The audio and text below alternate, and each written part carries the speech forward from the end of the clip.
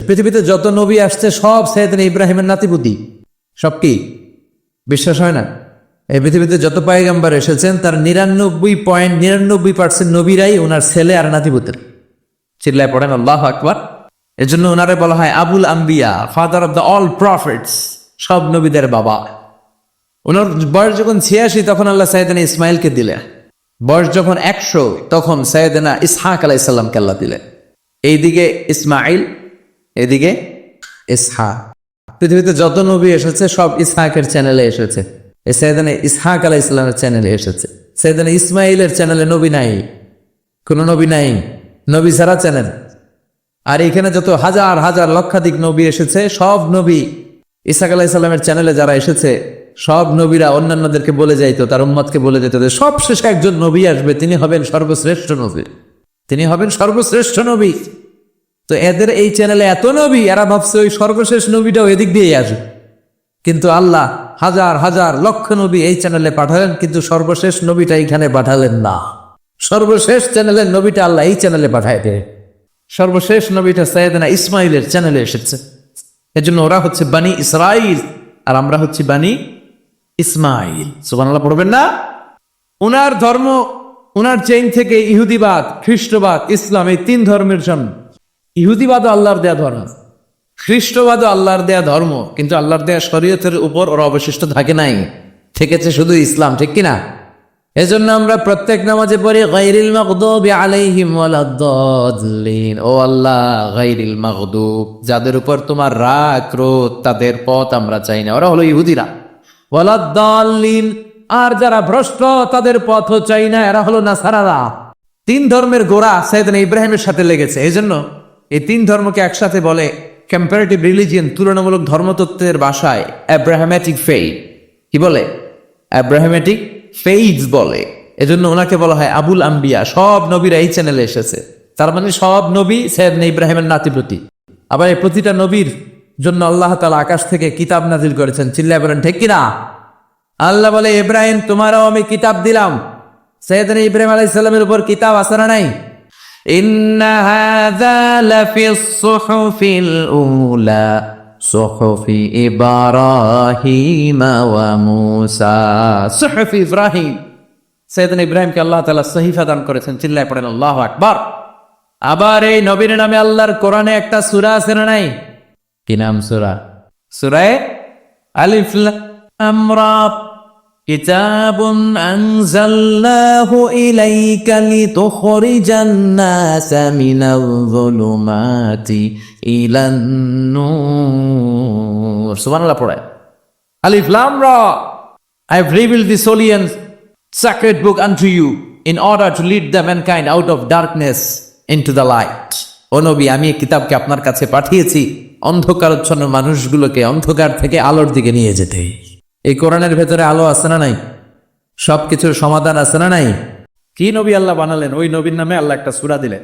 আবার আল্লাহ বললেন, ও দুনিয়ার মুসলমানেরা শোনো, তোমাদেরকে মুসলমান বলে নাম করেছে সাইয়েদনা ইব্রাহিম, ঠিক কিনা?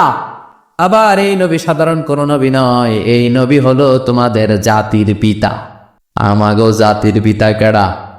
সবাই মিলে বলেন, মিল্লাতা আবিকুম ইব্রাহিম হুয়া সাম্মাকুমুল মুসলিমিন। মিল্লাতা আবিকুম ইব্রাহিম, তোমাদের জাতির পিতার নাম, আমাদের জাতির পিতার নাম হুয়া সাম্মাকুমুল মুসলিমিন, তিনিই তোমাদেরকে মুসলমান নামকরণ করেছে। আবার আল্লাহ বললেন, আসলিম ইব্রাহিম, তুমি সবাই রে মুসলমান বানাও, আগে নিজে মুসলমান হও। আসলিম ওয়ালা আসলামতু লিরাব্বিল। ও ইব্রাহিম তুমি মুসলমান হও, বলার সাথে সাথে ইব্রাহিম বলে, আল্লাহ দেরি নাই, আমি মুসলমান হয়ে গেলাম। ইহুদিরা দাবি করতো সাইয়েদনা ইব্রাহিম নাকি ইহুদি, নাউজুবিল্লাহ পড়বেন না?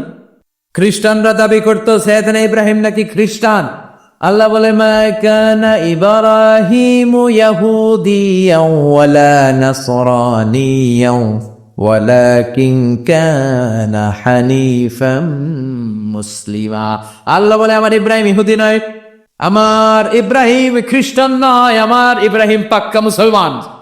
হানিফান মুসলিমা, পাক্কা মুসলমান, ওনার ইসলামে কোনো সন্দেহ। এজন্য আল্লাহ খুশি হয়, ওনারা একটা উপাধি দিলেন। উপাধিটা হলো লা হালিম। ইন্না ইব্রাহিম লা হালিমুন আওয়াহ মুনিব। আমার ইব্রাহিম সহনশীল, আমার ইব্রাহিম ভদ্র, সুবহানাল্লাহ বলে। আমাদের বাংলাদেশে আমাদের মুসলমানদের মধ্যে এটা সবচেয়ে বড় অভাব, সহনশীলতা আমাদের নাই। নিজে যেটা বুঝি ওইটাই, আমি তাবলিগ করি, আমি মনে করি আমি হক, বাকি সব বাতিল। আমি যদি জামাত ইসলাম করি, আমি মনে করি আমি হক, বাকি একটা দলরও আমি হক বলতে চাই না। আছে না এরকম? আমি আহলে হাদিস, সো আমি হক, আর বাকি যা আছে সব বাতিল। আমি কৌমি, তো আমি ভালো, আলিয়া সব খালিয়া। আবার আমি আলিয়া, আমি ভালো, কৌমিয়া সব শেষ। এই ঠেলা ঠেলা এই দেশে আসে না নাই? এক ইসলাম, এক নবী, এক কোরআন, এরপরে সহনশীলতা নাই। সে অন্য নেশাবে পড়ুক, সে অন্য মতদের সে হোক, সে তো আমার ভাই। সবচেয়ে বড় পরিচয়, সেও মুসলিম, আমিও মুসলিম। এই চিন্তাটুকু নাই। আল মুমিনুনা ইখওয়া, ব্রাদারহুড, ভ্রাতৃত্বের এই বন্ধনটা আমাদের মধ্যে নাই। আমরা একে অপরকে গালিগালাজ করতে দেরি করি না, একটু চিন্তা করি না। কাফের বলে ফতুয়া দিতেও দেরি করি না। ফতুয়া আসরা নাই, কয় তুই কাফের 10 কারণে, তুই কাফের 20 কারণে, তোর দাদা কাফের, তোর নানা কাফের, তোর পীর সাহেব হুজুর কাফের, তোর এই কাফের পীর সাহেব মারা গেলে এই পীর সাহেবের যে কবরে শোয়ানো হবে, ওই কবরের উপরে যে ঘাস উঠবে, ওই ঘাস যে গরু খাবে, ওই গরুর যে দুধ খাবে, ওইটাও কাফের। আছে না নাই? খালি ফতুয়াবাজি। আল্লাহ বললেন আমার ইব্রাহিম ফতুয়াবাজি করে নাই। ইন্না ইব্রাহিম লা হালিমুন আওয়াহুম মুনিব, আমার ইব্রাহিম ছিল সহনশীল, ভদ্র একজন নবী। চিৎকার করে বলতে হবে, ঠিক কি না? প্রিয় শ্রোতা, আমরা 5 ওয়াক্ত সালাতে যে দুরুদে ইব্রাহিম পাঠ করি, সেই দুরুদে ইব্রাহিমের শেষ অংশের বাংলা অর্থ হচ্ছে, হে আল্লাহ, আপনি হযরত মুহাম্মদ সাল্লাল্লাহু আলাইহি সাল্লাম ও তার বংশধরদের উপর বরকত নাজিল করুন, যেমন বরকত নাজিল করেছেন হযরত ইব্রাহিম আলাইহিস সালাম ও তার বংশধরদের উপর। হযরত ইব্রাহিম আলাইহিস সালামের পরিবার কতটা বরকতময় ছিল, ইসলামিক লাইফ অডিও চ্যানেলে এখন শুনুন তার কিছু দৃষ্টান্ত। আর এরকম ইসলামিক আলোচনা শুনতে চ্যানেলটি সাবস্ক্রাইব করতে ভুলবেন না। ধন্যবাদ। সে আল্লাহ ডেকে বললেন, গোলাম, এই ইব্রাহিমের জীবনে তোমাদের জন্য আমি আদর্শ রেখে দিয়েছি। আমি পৃথিবীর বুকে কয়েকজন নবীকে সিলেক্ট করেছি, তার মধ্যে ইব্রাহিমের মর্যাদা আসরাডাই। ওনার ফ্যামিলি, ওনার যে ফ্যামিলিটা, it's a blessed family ever in the world. পৃথিবীর সবচেয়ে বরকতময় ফ্যামিলির একটা ফ্যামিলি। এই ফ্যামিলি যেখানেই হাত লাগাইছে ওইটা বরকত হয়ে গেছে, যেটা ধরছে মাটি সোনা হয়ে গেছে। কি বরকত! সাইয়েদনা ইব্রাহিম আলাইহিস সালামের পায়ের ছোঁয়া লেগেছিল একটা পাথরে। তিনি যখন কাবা বানাচ্ছেন আর উপরে ওঠে না, বানাতে বানাতে আন্নাগাল পায় না, বললেন আল্লাহ এবার কি করি? এই পাথরে দাঁড়িয়ে তুমি কাবা বানাও। বলা হয় যে এই পাথরটা এত শক্তিশালী ছিল, ওনার উপরে ওঠা দরকার, লিফটের মতো পাথরটা উপরে উঠে যেত, নিচে নামা দরকার নিচে নেমে যেত। আবার এই পাথরের জায়গাটাকে আল্লাহ তাআলা নামাজের মুসল্লা বানিয়ে দিয়েছেন, আমাদের জন্য নামাজের মুসল্লা। ওয়াত্তাখিযু মিন মাকামি ইব্রাহিমা মুসাল্লা। আল্লাহ বললেন গোটা বিশ্বের সব মুমিনদের জন্য মাকামে ইব্রাহিমরে আমি মুসল্লা বানিয়ে দিলাম। বিশ্বনবী যখন তাওয়াফ করে 2 রাকাত নামাজ পড়তেন, মাকামে ইব্রাহিমের সামনে এসে 2 রাকাত সালাত পড়তেন। আমরাও যারা তাওয়াফ করি, প্রতিটা তাওয়াফের পরে এই মাকামে ইব্রাহিমের সামনে এসে নামাজ পড়তে হয়, জানেন না? পড়ছেন না আপনারা? হাজিরা পড়তে হয়। এই পাথরটা এখনো আছে।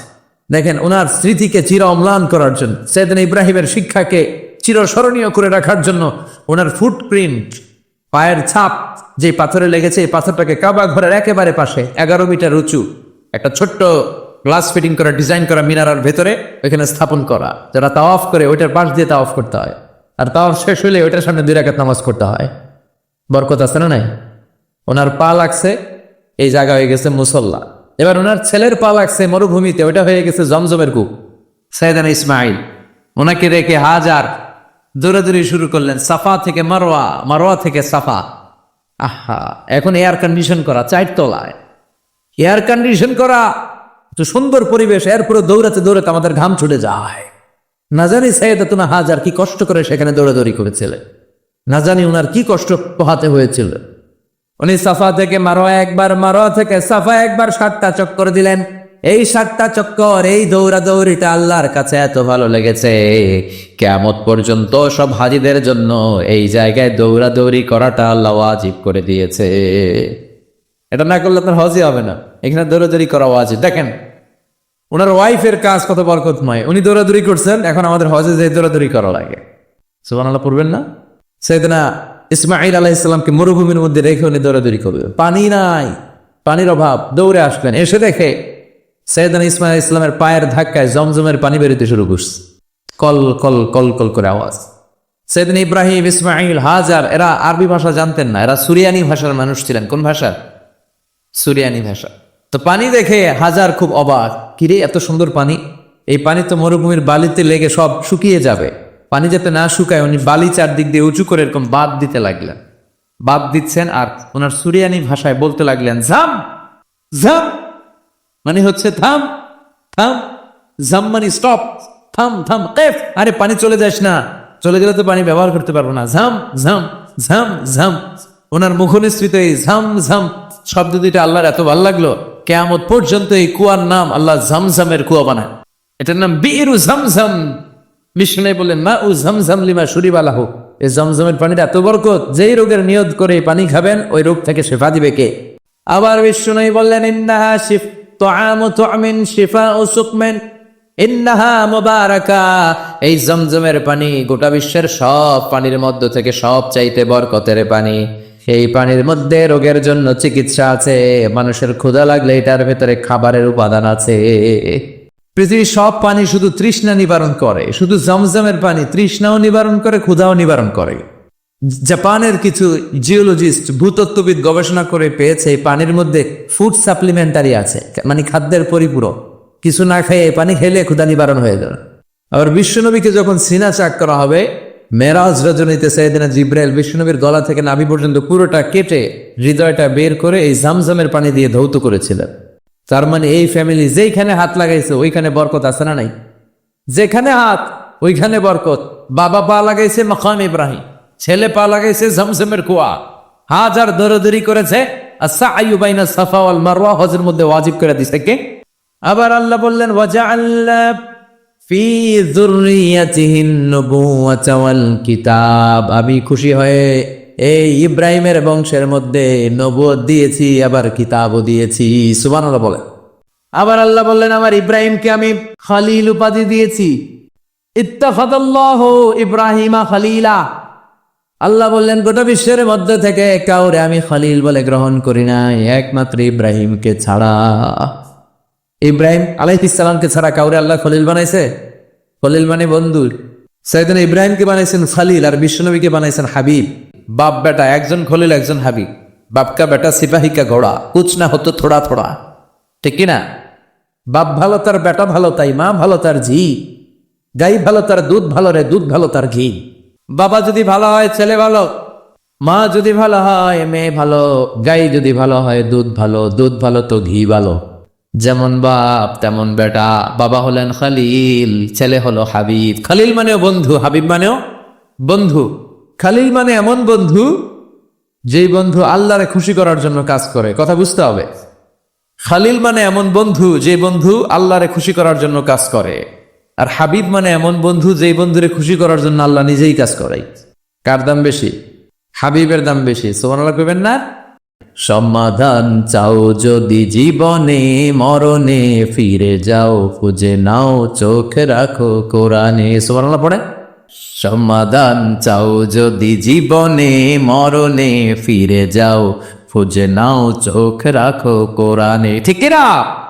If you want the solution this dunya and akhirah, go back, have a look to the holy Quran. Subhanallah পড়ে। He was Muhammad sallallahu alayhi wasallam. Muhammad, mercy upon mankind, teacher of all mankind. Abul Qasim, Ya Habibi, Ya Muhammad, Ya Shafi'i, Ya Muhammad, Khairu Khalqillahi Muhammad, Ya Mustafa, Ya Imam al-Mursalin, Ya Mustafa, Ya Shafi'i al-Alamin, Ya Mustafa, Ya Imam al-Mursalin, Ya Mustafa, Ya Shafi'i al-Alamin. He taught us to be just and kind, and to feed the poor and hungry, help the wafer and the orphan child, and to not be cruel and miserly. His speech was soft and gentle, like a mother stroking her child. His mercy and compassion were most radiant when his smile was Muhammad sallallahu alayhi wasallam. Muhammad, mercy upon mankind, teacher of all mankind, Abul Qasim, Ya Habibi, Ya Muhammad, Ya Shafi'i, Ya Muhammad, Khairu Khalqillahi Muhammad, Ya Mustafa, Ya Imam al-Mursalin, Ya Mustafa, Ya Shafi'i al-Alamin, Ya Mustafa, Ya Imam al-Mursalin, Ya Mustafa, Ya Shafi'i al-Alamin, Muhammad. Subhanallah পড়েন। He was Muhammad sallallahu alayhi wasallam. প্রিয় শ্রোতা, playlist থেকে শুনতে পারেন আপনার প্রিয় বক্তার পছন্দের ওয়াজটি।